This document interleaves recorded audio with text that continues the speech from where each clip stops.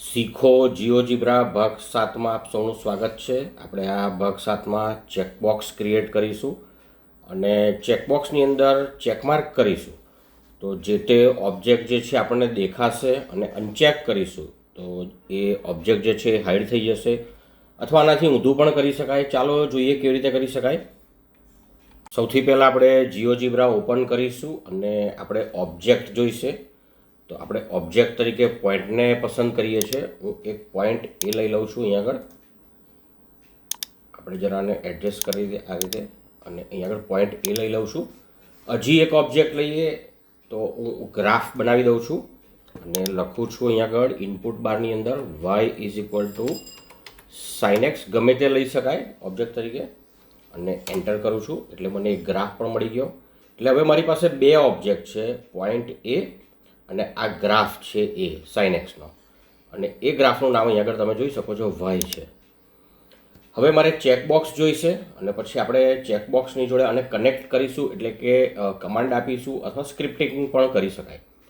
તો હું અહીંથી ચેકબોક્સ લેવાનો છું અને અહીં ગયા પછી અહીં ચેકબોક્સ છે એની પર ક્લિક કરીશ અને ચેકબોક્સ પર ક્લિક કર્યા પછી હું મારે જે જગ્યાએ ચેકબોક્સને મૂકવું છે ત્યાં હું ક્લિક કરીશ.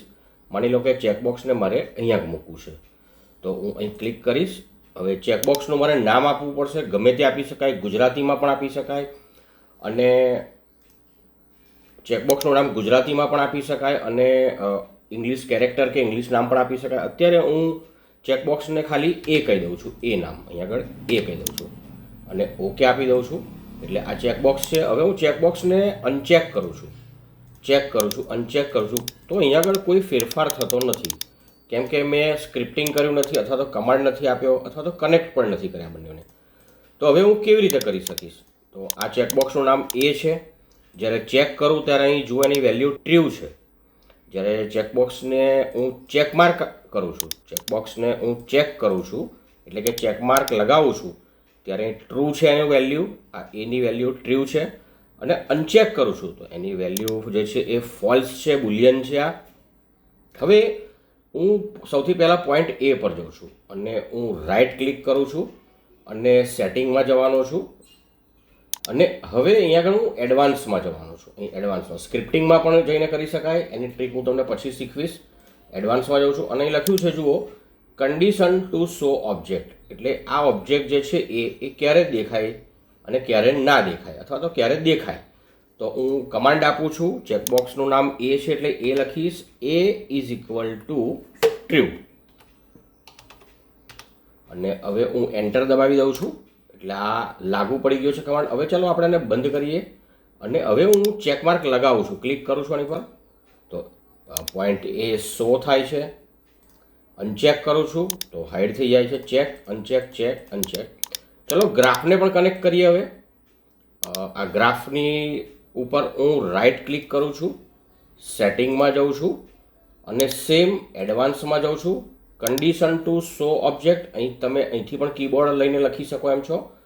હું એની ઉપર ક્લિક કરું છું આની ઉપર અને હવે લખું છું a ટ્રુ અને એન્ટર દબાવું છું અને હવે એન્ટર દબાયા પછી હું આને બંધ કરી દઉં છું. હવે જુઓ અનચેક બંને હાઈડ થઈ ગયા ઓબ્જેક્ટ, ચેક બંને આવી ગયા. ચલો જરા જુદી રમત રમીએ આપણે. હવે હું ફરી આને પસંદ કરું છું અને હું સેટિંગમાં જાઉં છું અને એડવાન્સમાં જાઉં છું. ટ્રુ જે છે એ ટ્રુ એટલે કે ચેકમાર્ક કર્યું હોય ત્યાં ટ્રુ, એની જગ્યાએ હું ફોલ્સ કરી દઉં છું એનાથી ઊંધું. તો શું થાય છે અને હવે એન્ટર દબાવવાનો છું અને હવે શું થાય છે જુઓ તો આને ચેકમાર્ક કર્યું છે ત્યારે એની વેલ્યુ ટ્રુ છે એટલે કે એની વેલ્યુ સાચી છે તો એ દેખાય છે.